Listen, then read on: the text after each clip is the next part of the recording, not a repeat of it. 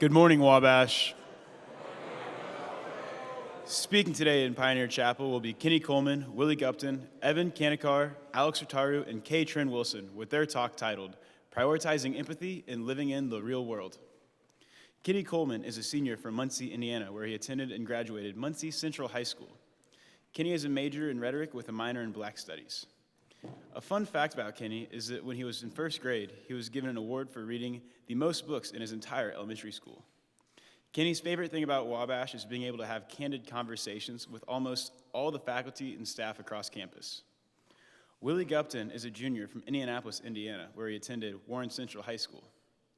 As a student at Wabash, Willie majors in economics with a double minor in Black Studies and Spanish. A fun fact about Willie is that he's a part of the Wabash College track and field team. Willie's favorite part about Wabash is being able to create close bonds with people on campus outside of the classroom. Evan is a sophomore from Evansville, Indiana, where he attended and graduated from Evansville Day School. He is majoring in computer science with a minor in film and digital media. A fun fact about Evan is he once temporarily got banned on chess.com for trash talking other players. Evan's favorite thing about Wabash are the traditions on campus. Alex is a senior at Wabash from Bucharest, Romania. Alex majors in chemistry with a minor in gender studies. Alex attended high school in Bucharest, where he graduated with a diploma in natural sciences.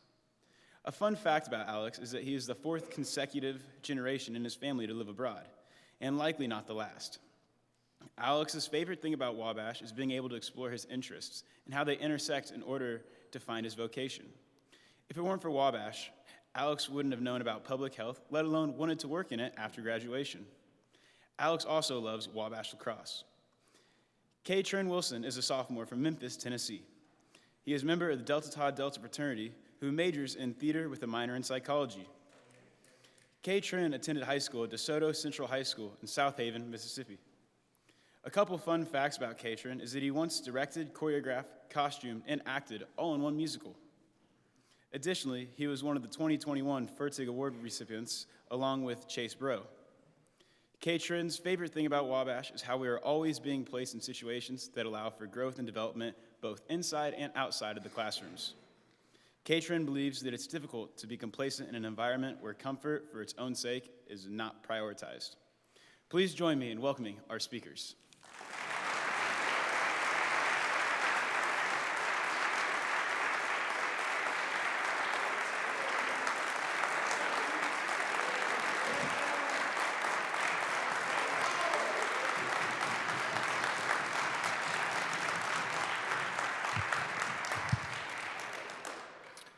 Good morning, Wabash. First, I just want to take the time to thank the Sphinx Club for this opportunity. Thank the MXI, my brothers, for always supporting. And thank you to the speakers for wanting to join and let me be a part of this group. Next, I just want to read you guys a Bible scripture that just kind of popped into my mind this morning as I was getting ready for my 9:45 class. It's from Romans 12, which is a pretty interesting book of the Bible, but it's verses 1 and 2, and it reads as follows.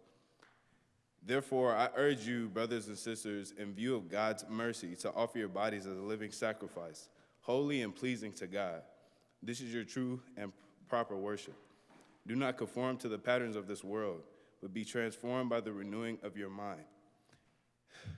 Then you will be able to test and approve what God's will is, his good, pleasing, and perfect will. Today, we will look at the idea of empathy in various ways.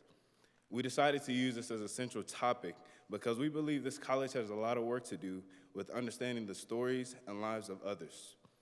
As individuals, we must begin to prioritize introspective thinking, reflecting on ways we can be better and thinking bigger than ourselves. By looking within, we open the gateway for a more open-minded way of thinking. The essence of empathy as a concept is being able to take off your shoes and place yourself in those of someone else as a way of broadening the way you view the world. It is allowing yourself to acknowledge that your reality isn't the only reality that exists. The real world to you doesn't look the same for everyone. The second portion of our talk's title, Living in the Real World, comes from the idea that no life or experience looks the same. Anytime I share something about my life or what I, as a black man, experience, people often say, wow, I had no idea that was going on, or that's happening in this country. We feel that telling our unique stories will provide our fellow Wabash brothers with a new sense of what the real world looks like. Further, we believe empathy is essential in creating a space where people are comfortable being their true selves and not how others want them to be. In my time, I would look at Du Bois' theory of double consciousness and the way it disadvantages people of color and those who have been oppressed in any way. Here at Wabash, we pride ourselves on being different, but all being a part of the same brotherhood. We're all Wabash men. I don't denounce or reject this claim in any way. I've actually embraced it over the last 4 years and will continue to do so once my time at Wabash has concluded. While we are a part of this larger brotherhood, should this continue to act as a veil that keeps our differences in the shadows? I don't think so. Our differences are what make us special, the same way the brotherhood does. And so, I would like to take the time to tell my story. 14 years old. That's how old I was the first time I experienced how police-issued handcuffs feel. The first time I was ever in the back of a police cruiser. Sitting on the curb as a police officer flashed his light in the face of me and 5 or 6 other young black men, I couldn't think about anything but how my mom felt or what she would say if she could see me. This was my first time fitting a description. I didn't think it was as simple as just being in the wrong place at the wrong time. I thought so much more went into the police trying to find the guy they were looking for. I had watched enough cops and Criminal Minds that I had convinced myself I would never be at risk for getting in legal trouble as long as I did the right thing. I couldn't have been more wrong. 19 years old, my first time getting pulled over. My first time feeling like I could easily piss my pants because that's how scared I was. The first time I ever asked the officer, did I do something wrong? Or what seems to be the problem? I knew to just comply and just say nothing because I had watched enough news and seen many police interactions that went real south and ended with a black person getting killed. I didn't die, but every time I get in my car and drive, I check all of my mirrors so many times that I get distracted from actually driving. I try to convince myself that no one is coming after me. I haven't done anything to get pulled over and interrogated by the police, but the fear doesn't go away. It never will. It never lessens, and it never will. The reality of my life is that I have to be afraid because the countless numbers of black men and women who have died make it hard to have hope in a system that's supposed to protect all. I tell this story to explain to all of my fellow Wabash brothers that it doesn't have to be something that you've experienced for it to be true. That should make you want to listen to the story that much more. Be thankful that you don't have the same experience of some of your Wabash brothers and use that to help coddle and comfort your friends and classmates. Empathy, as much as it is a concept, is a way of living. It is a practice that you have to consistently do for it to become a part of your DNA. Growing up in Muncie wasn't too bad for the most part. My family and I lived pretty humble lives. We didn't have much, but we were always a family, and that was more important than any item of clothing or any amount of money. For those who don't know, I have 6 brothers and 2 sisters, a total of 9 siblings in my family. With the exception of 11 years, my mom raised us on her own. Those 11 years were the time she spent with my stepdad, who was also the father of my 6 younger siblings. Growing up with a family this big presented a lot of issues, money being the biggest one.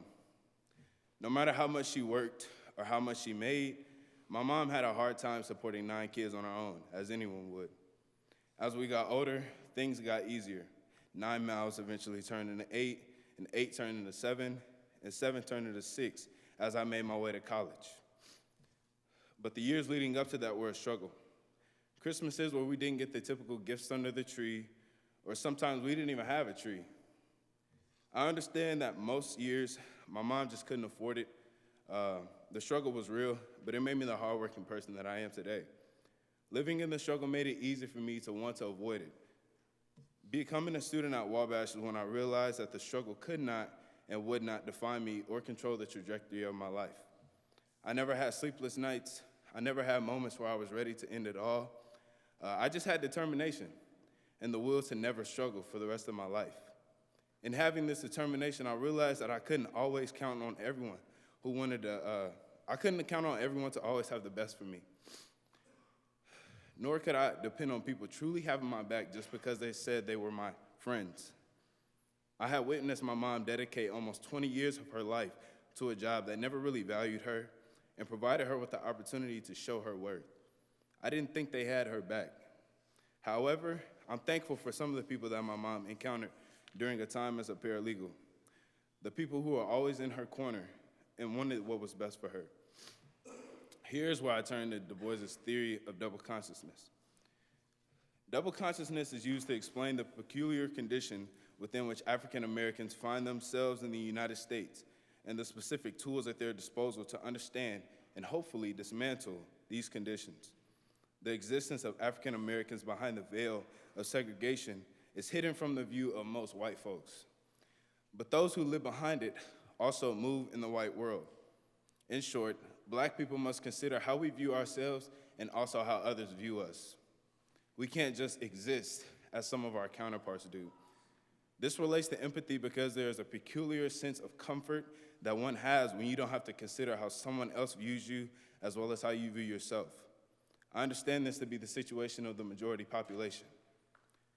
No one has told you that you need to care about the stories, thoughts, emotions, and experiences of others because it does not affect you. It doesn't matter if a Black man is unjustly killed in the street because your way of living is not impacted. For me, I have to change the way I live because I could easily be someone whose face is displayed on the RIP shirt.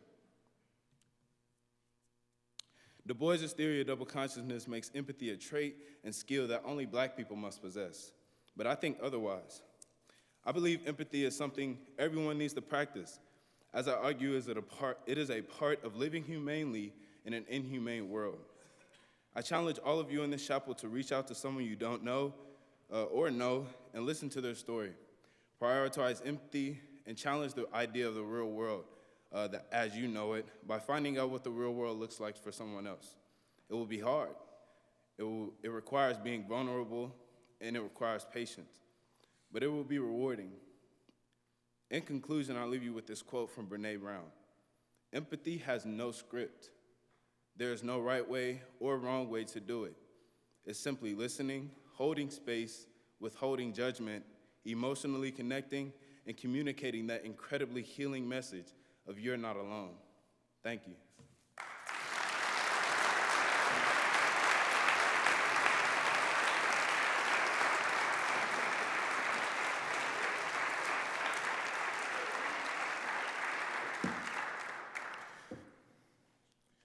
Morning, Wabash. So if I had to give my speech a title or a name, I would just call it The Future. And to start, I'll have me and my MXI brothers recite the motto and creed, as this is a critical part of what drew me to create this speech. So I'll start with you guys. I, member of the Malcolm X Institute of Black Studies, do hereby declare that I believe in the goals and mission of this great institution. By obeying the Constitution and bylaws of this institution, I will fulfill my duties and give back to this institution in order to assist it in realizing its full potential. Furthermore, I believe in the notion of freedom, equality, justice, and humanity for all people. I will strive to live and promote these values here at Wabash College, in my community, and in my world. Transformance, humility, wisdom, knowledge, excellence. Thanks, guys. So, I first want to start off with telling you guys what do I know about prioritizing empathy, because that's what I want to focus on today. And that's the same question I would ask if I was sitting down and hearing somebody talk about prioritizing empathy. So I'll start with my life story too. My parents obviously raised me, but my mom, she worked at a child development center, Auntie Mame's, Municipal Gardens, other places that she worked at, that I got to see her work with children, parents, and just families in general to help develop our children and show them the empathy that we're trying to convey to you guys today. She was a executive director at Auntie Mame specifically, and I got to watch her really impact the lives of kids, I would say like 7 and under, which today, looking back on it, I think, really made me the person I am today when it comes to interacting with people younger than me. My dad also worked at the municipal gardens, places like the Malcolm X, or the Martin Luther King Center in downtown Indianapolis. He coached, probably like a lot of you guys, he coached a few of my little league teams. And again, he also pushed me to be the person I am today. But I got to see him interact with a lot of high school and even some middle school students that came from really rough areas and had lives where they were a little bit underserved. So, and that's not to say that like I know everything that they did and I'm specialized in it. That's not the case, but I got to see it firsthand. So I think I know a little bit of what showing empathy looks like. But I also have 4 younger brothers, and anybody that's an older sibling knows that it takes more than enough patience to deal with younger brothers, especially in this day and age. So I think I've learned a lot from them, whether they know it or not, about showing empathy and the importance of it. And then finally, I think my most recent experience is the past 3 summers, I've worked with Direct Employers Institute and running their STEM Yes Camp, which is science, technology, engineering, mathematics, youth enrichment summer camp. Long name, I know, but I got to be the lead intern of that this past year. And just like my parents, I got to learn a lot about different students, mainly high school students, and I tried to help them enrich not only their knowledge of STEM and all things STEM, but like things like professionalism, talking to them about things like college and how I went through that process. So I think I know a little bit about empathy, and it's something that I've always tried to, it's been a value that I've tried to uphold all throughout my life. Again, because I saw my parents do it, and I have 4 younger brothers that I want to lead. So the first thing I want you guys to do real quick is look up, I know everybody has their phones, just look up the definition of empathy and prioritization, because I think that's the main things when it comes to my speech today. And empathy to me is the most important variable for the success of humanity. And as you guys are looking at what it means, what the word empathy means, you can see why I would think that. And I'll just say that again. Empathy to me is the most important variable for the success of humanity. And that's part of the reason I called this speech the future, because I believe that if we aren't showing our kids empathy, if we're not displaying empathy for them, whether that's here on campus, whether that's back home, as you're driving back home, I don't know, or whether that's like on the world political stage, I think showing empathy should trump all other things when it comes to our goals as a society, as a global society, I think.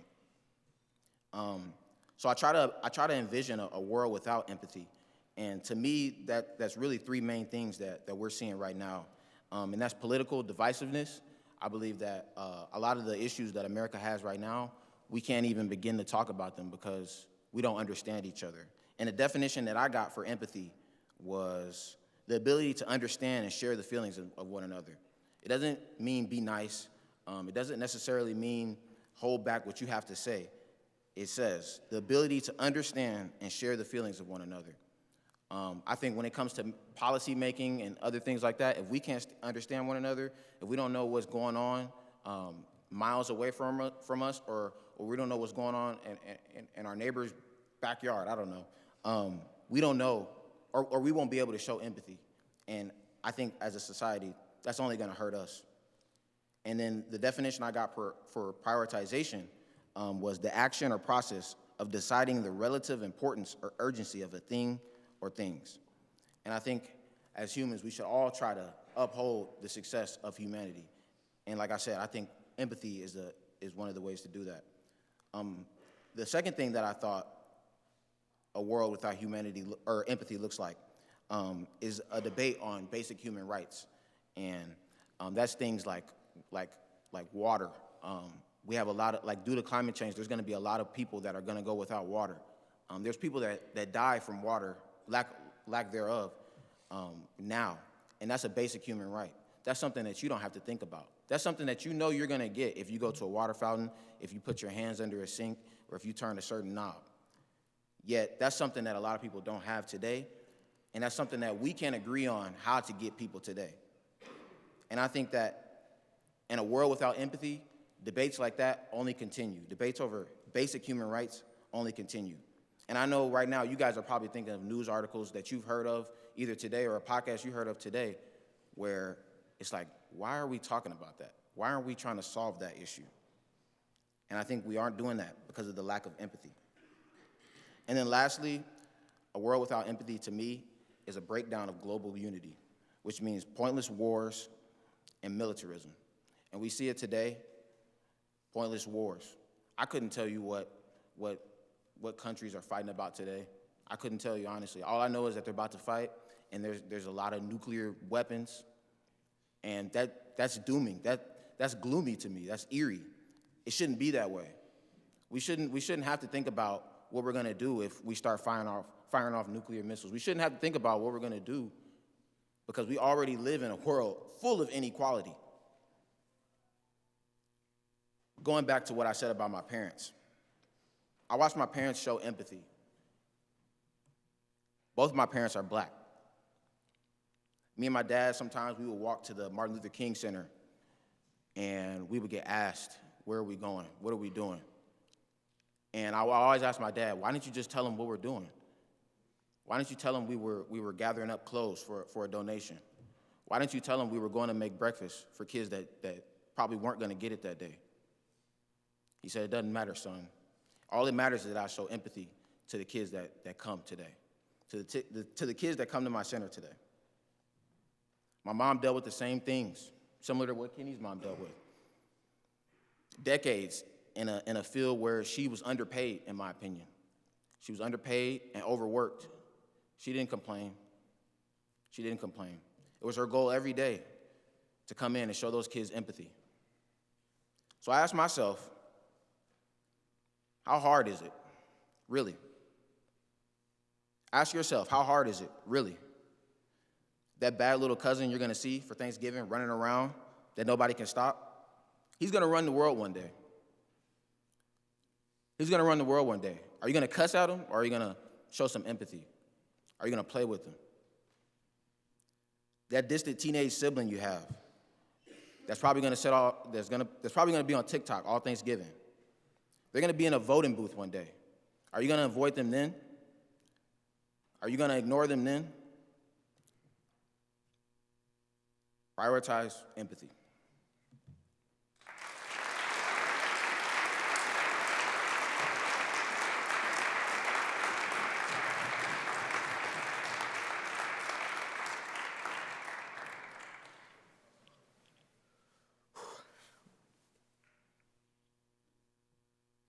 Good morning, Wabash students and faculty.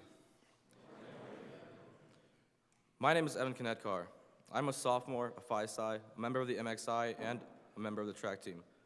But before all that, I'm your brother, just as much as you are my brother and my sisters. For those of you who don't recognize me, I was also the guy in the Bush Knight armor this past Saturday. Speaking of which, I'd like to start off by congratulating our football team for bringing back the bell home where it belongs.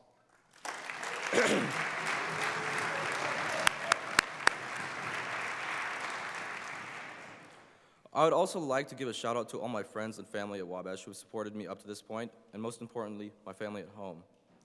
Lastly, I would like to thank Leo Warbington, Alan Johnson Jr., and Willie Gupton for showing me the strength of my voice, which is why I'm able to stand here in front of all of you today.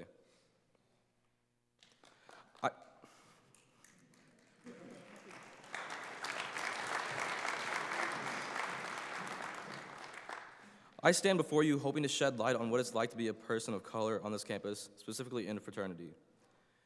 And one thing I'm sure you've noticed is that it's not really that common. And this is one of the things that makes it difficult at times. Imagine leaving your home, where you have people that look like you, that understand you, that experience the same racial struggles that you do. Imagine leaving your home and coming to a college that is almost entirely white, living in a fraternity that is almost entirely white, located in a city that is almost entirely white, where it isn't uncommon to see a Confederate flag hung mere blocks from where you sleep every night, where it isn't uncommon to feel that its inhabitants hold prejudice towards people like you. I don't have to imagine this. This is my world. This is the real world. The world that many of my brothers don't understand, nor do they have to experience. Being a minority in a fraternity often feels like you're alone in a crowded room.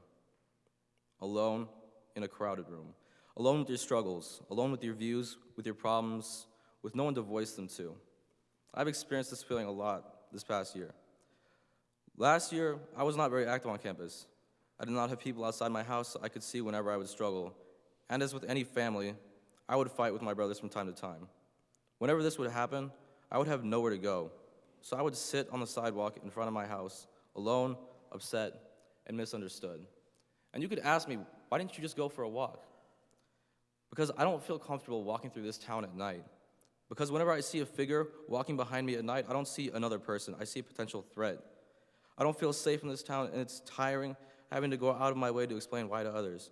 It gets tiring having to explain why I don't like going to stores alone. It gets tiring being called paranoid for checking the license plates of trucks that I see pass by. It's tiring being told that I'm overreacting, that I'm just looking for things to be upset about, and that I talk about race too much. If anything, we don't talk about race enough. I know that many of my brothers do not understand simply because they don't have to deal with the things that I do as a minority. And for that, I do not blame them. I don't expect you to understand. I simply want you to stand. Stand with me, stand for me, and stand up against those who bear prejudice against those like me. My pledge brother and teammate Howard once put it in words I hope many of you can come to adopt. I understand that I will never understand, but still I stand. And part of standing is knowing that it won't be easy. It will be uncomfortable. It is really uncomfortable being up here in front of all of you right now. I am very nervous. But it's something that needs to be done. These are words that need to be said, that need to be heard. And this applies to me just as much as it does to you. I am not black. I have never, nor will I ever know what it's like to be black in America, but still I stand for them, because I have an idea, because I listen, because I ask questions, because I want to understand. And that's all it takes, an interest in other people's lives, being empathetic, taking a few seconds to step out of your bubble and imagine what it's like to live in someone else's world, in my world, and as a minority in this college. We all have demons, and they come in many forms, whether it be racism, homophobia, anxiety, depression, or attending an all-male college. What's important is that we don't have to fight them alone. Don't be afraid to seek help. I wish I could have told that to freshman me. Don't be afraid to ask questions. Are you okay? Do you want to talk about it? Is it bad to say this or that? How can I be a better ally? All it takes is a couple words, and you'd be surprised by the impact they can have. I would like to share with you one of my favorite quotes, of which the source is debated, but I believe it to be Confucius. He who asks a question is a fool for a minute, but he who does not remains a fool forever. In conclusion, don't be afraid to ask those important questions and potentially look like a fool. It will make you a better ally and a better brother, because at the end of the day, the guys sitting around you and sitting behind me, they're all that matters. These are your brothers. And for those of you who face struggles similar to those I did and still do, I'd like to leave you with this. Whenever you feel alone in your crowded room, remember that every room has a door, and this brotherhood is a house. For all you know, those you seek may be just down the hall. All you gotta do is open your door, take a few courageous steps, and knock. Thank you.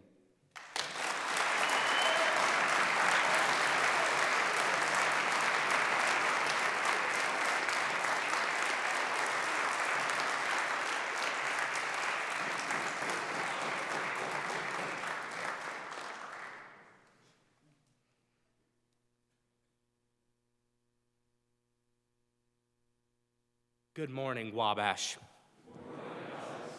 First of all, I would like to thank the Sphinx Club for creating this amazing for organizing this amazing event where we are able to share our stories, because in truth, we need more of that. And I would like to thank my brothers at the MXI for providing me with this opportunity to share mine.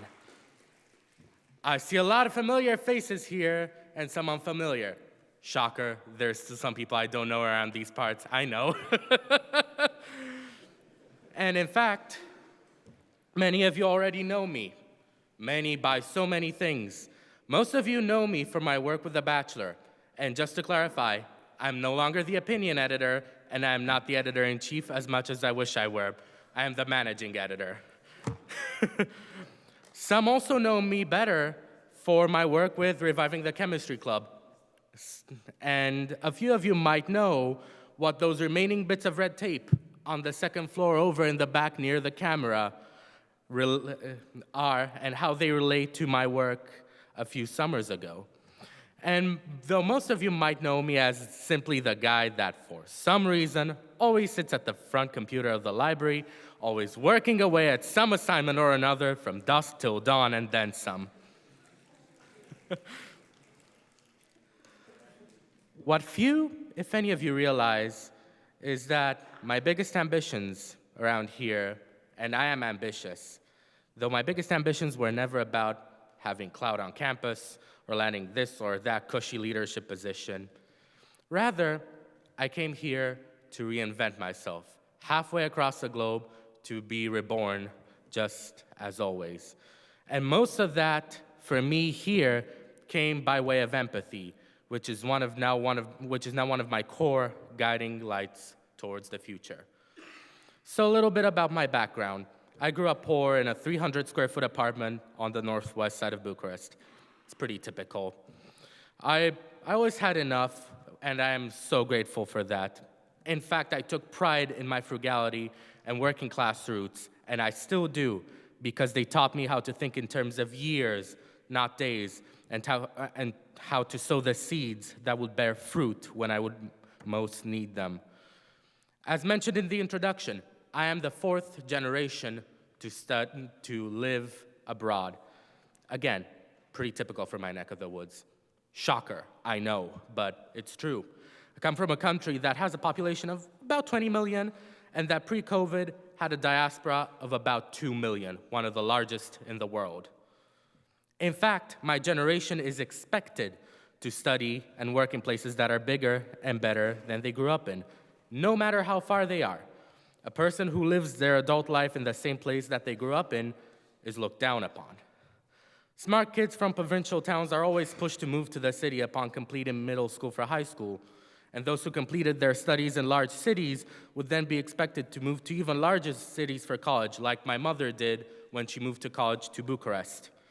In my case, coming from the capital, I was expected that upon completing my high school or bachelor's degree, that I would pursue a degree abroad, which is what I did, and what most of my cohort in high school has or likely will do.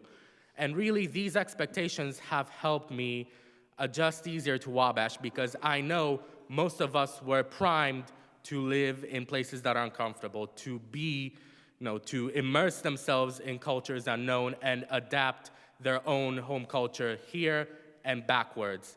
And really, here's a little secret. I have not felt homesick until junior year, when I was stranded here for over a year because of that.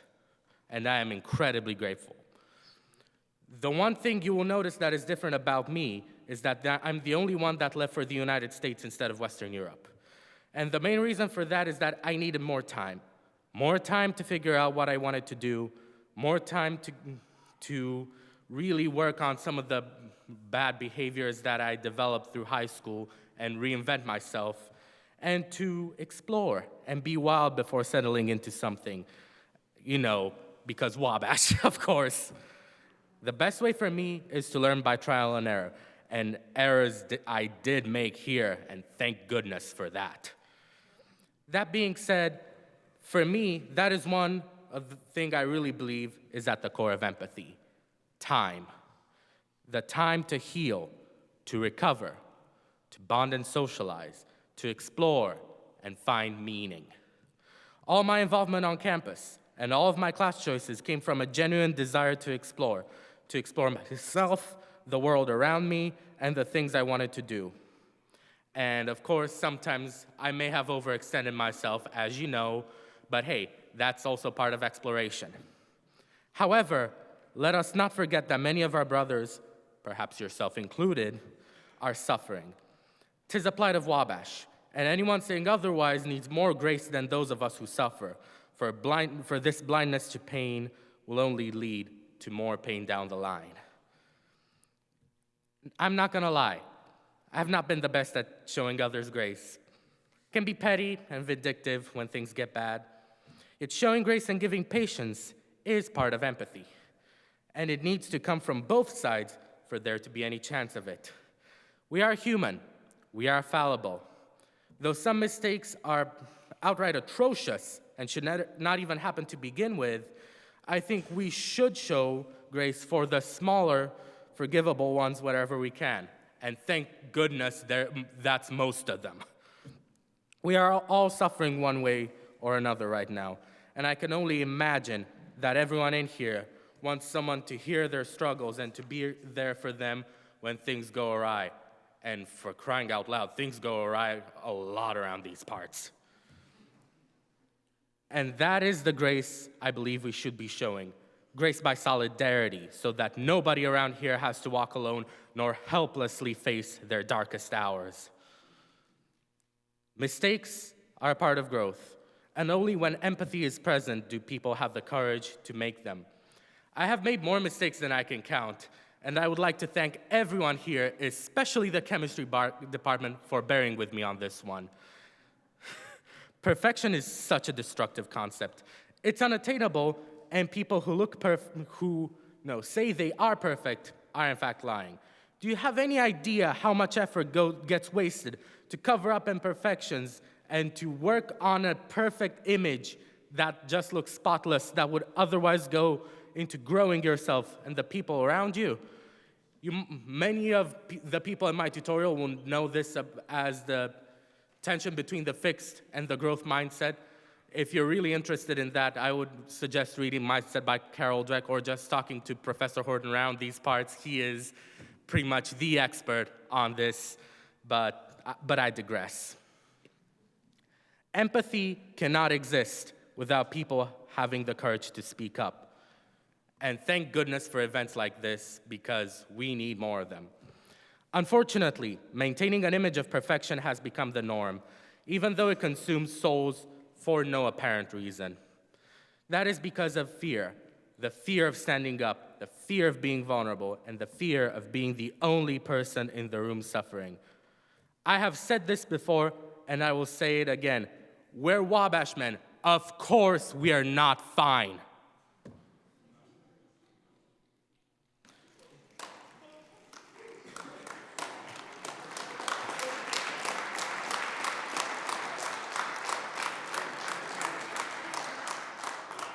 And I'm glad you agree.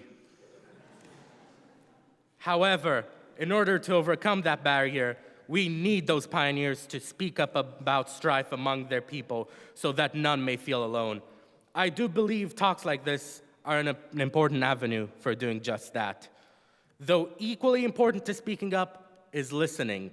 And I don't mean just simply hearing the words. I mean listening carefully, intently, so that the words coming from the other person can spark fires within your souls that make you want to celebrate the joys and comfort your brother in times of strife. We are all unfinished stories being written with every word we utter and listen to, with every movement of our body, with every breath we take. To me, life has always boiled down to stories. Stories of love and joy, of strife and anguish that somehow get perpetually woven together. That is the main reason I stayed a journalist, to tell and be a part of those very stories that need to be told. For every movement, big and small, comes from effort, and that effort usually has a story left unknown. And that is what we need to overcome here. Listen so that you know those stories and the passion, sacrifice, dignity, duty, unfairness, strife, and overcoming that came with them. And as fire breeds fire on candles burning through the night, so too do stories spread from mouth to ear, from mind to mind. Part of empathy is communicating effectively. Do not let the fire of a story perish from running out of air or fuel. And boy, do we have our work cut out for ourselves at this place. If I could have one day, just one day, where people don't give me one-syllable answers when I ask them how they're doing, how they're feeling, what I thought of this and that, I would finally be able to remember what normality looks and feels like. For hellfire is an all too common sight around these parts. No wonder our color is scarlet. I am starved for authenticity and deep conversations whenever I'm on campus.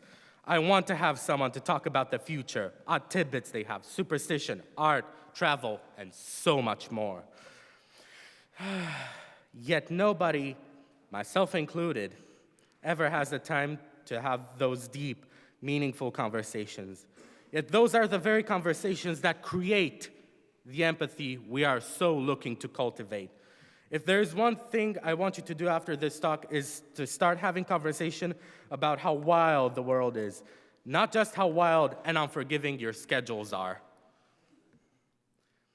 I have also used the non-time consuming route of building empathy by putting my heart on my sleeve and always answering small talk questions truthfully. Am I having a miserable day? That's exactly what I'll tell you. Are my assignments slowly chipping away at my soul? When aren't they? In fact, if you were to have asked me how I was at the beginning of the week, you would have gotten the answer I always give when things are getting rough. I am screaming into the void right now. I know that I should be positive and look on the bright side of things and count my blessings and blah, blah, blah. You missed the point. If we don't start being honest and open up about our emotions and our struggles, we will never be able to begin to comprehend what the other person is going through. And there is no way for us to stand on each other's shoulders and lift each other's lives out of the gutter and into the new bliss. If we don't start being honest about how things are truly going, all we will have left is suffering in silence. However, again, that doesn't have to be the case. And we have empathy as our path moving forward to dismantle the toxic, sometimes lethal behavior of suffering in silence that has killed so many men, women, and children across this nation. Still, there are so many other reasons for why sharing your story is so important. To educate, to stand up for yourself and find your long-lost voice, to soothe and heal, and many more. And boy, do we need soothing and healing around these parts. I have seen way too many of my brothers struggle, especially with their mental health, and I felt helpless in front of their plight. That's basically the sole motivation of my career path moving forward as I apply for public health school. I do not want to be helpless in the face of my people's plight. In many ways, the only things worse than the suffering itself is the helplessness of not knowing what to do to make it go away and the feeling of not having done enough when you do know what to do and you feel like you have the blood of innocence on your hands. In many ways, that is what empathy is to me, tending to the stories around you so that they may survive beyond time. Someday, they may help a brother get out of a hole, console another facing through a storm, or learn to become better. Look around. You are surrounded by living, breathing stories, by ever-burning flames that take care of one another so that they may stay alight, even through the harshest winds and most harrowing of cold. So for goodness sake, let's make sure to keep it that way. This has been my truth, and now I challenge you to tell yours to the world and give light to the candles that are not yet lit. Thank you.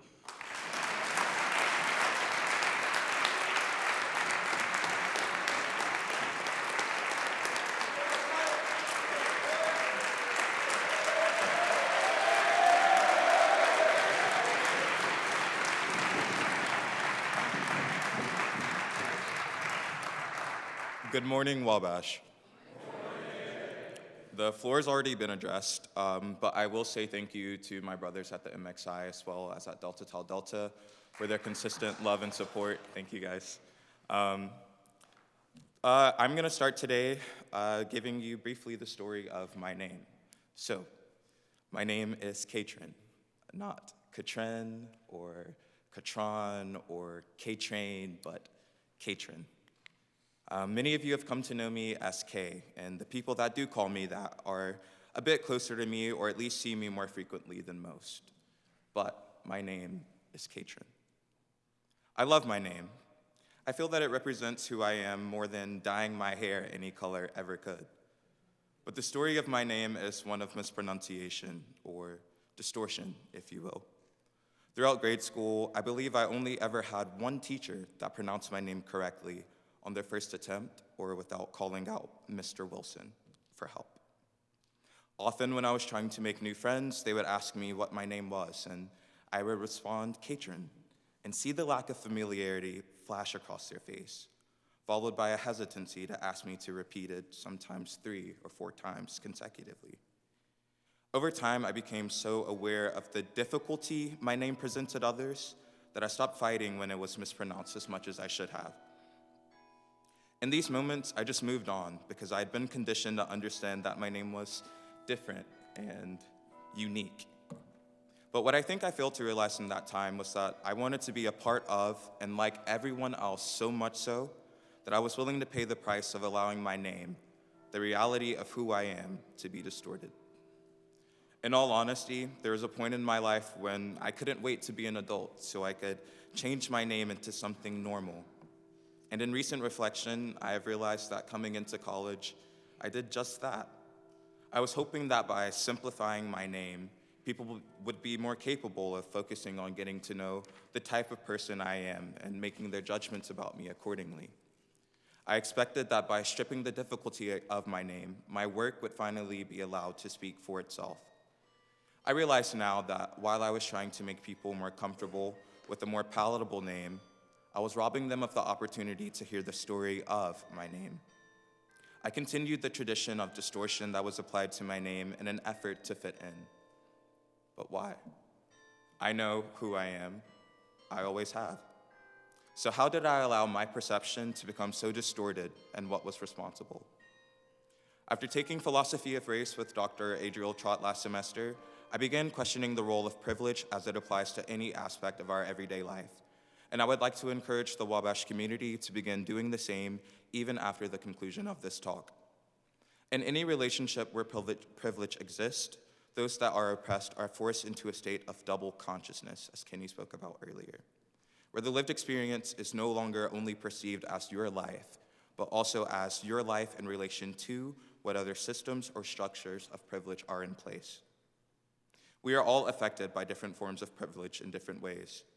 And we could begin to point fingers at each other and say, you're privileged because of your skin color, or you're privileged because of your gender, or you're privileged because of your sexual orientation. But that is exactly what we have always done.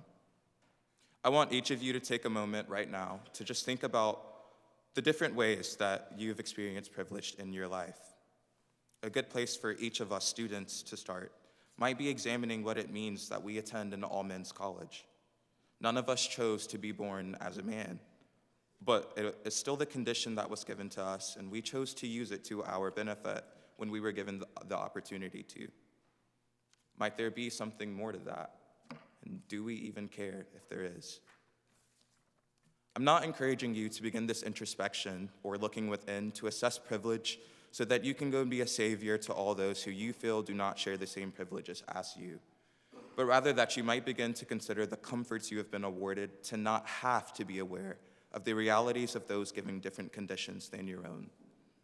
Consider, for example, the feeling of fitting in, of belonging. I argue that this feeling is often the result of the aligning of different privileges at one time. As a cisgendered straight man, for example, you have no idea what it might be like to be a gay or non-binary student on this campus. And it's not necessarily because you don't care, but because you've never had to think about it. Maybe having English as your first language prevents you from thinking about what it might be like to be an international student. Again, not because you don't care, but because you've never had to. Maybe as a white student, you don't know what it's like to be truly afraid of the possibilities of what could happen when walking home after dark. Not because you don't care, but because you were afforded the opportunity to never really have to worry about it. And maybe as someone with a Euro-American name, you don't have to consider what it might feel like to sacrifice the authenticity of your name for a sense of survival and belonging. And maybe as a male student at an all-men's college, you forget to consider what it might be like to experience this place as a woman, not because you don't care, but because you have the privilege to not have to think about it. In each of these examples, one would be afforded the ability to not consider the oppressed, because the group that benefits from privilege is typically the group that is considered conventional, or established to be the natural recipient of the advantages that they enjoy. I'm not saying that this is wrong of those that it applies to, because it is merely the condition that was given to them. However, remaining in the comfort of the echo chambers created by our shared privileges destroys our chances of living in the real world, as it destroys our ability to live empathetically. Empathy is not knowing how someone feels or getting it when a problem is brought to you. Instead, I wish to define empathy as the fascination with the details of another story, especially those experiences that you would not expect, as it is unlikely for those in your condition. In my reflection, I realized that it was never my job to reject the beauty or uniqueness of my name, nor to try to change it for the comfort or ease of others. And with this, I remind you, Wabash, that it is not the job of the oppressed to share the story with those who oppress them, intentionally or not. Rather, we all have a responsibility to recognize where we have been afforded advantages and to determine whether we will choose to remain complacent and merely knowing of them, or if we will take the time to acknowledge that our having them is the guarantee that someone else does not. This is why empathy is needed to exist in the real world, or to share the lived experience with all whom you encounter. You cannot care for those who are different if you do not care to understand what makes them different. Our differences are the details of each other's stories, of each of our stories. And if you never learn the details of another story, the world will continue to be a collection of echo chambers, each pointing fingers at the next. When we realize our responsibilities to be interested in the stories of the lives of those around us, we become a part of those stories. Then, and only then, will we be capable of prioritizing empathy. It is at this point, the point where our stories overlap and collide, that we begin living in the real world. In closing, I encourage you not to remain complacent in your echo chamber, whatever it might be. I encourage you to look inward and to come to terms with the details of your story that reflect the privileges that you have been awarded. But most importantly, I encourage each of you to be fascinated with the details of the stories taking place around you until you become a part of them. This is each of our weight to bear, as Wabash men, as educators, as brothers, as parents, and as friends. Ignoring the realities of others for the sake of remaining comfortable in your own is no longer an honest mistake. It is laziness. It is an unwillingness to exit your echo chamber. Choose to care. Choose to be empathetic, not because this will be easier, but because you should. So, my name is Katrin, but you can call me Kay once you show a consistent and unwavering interest in the details of my story. Thank you.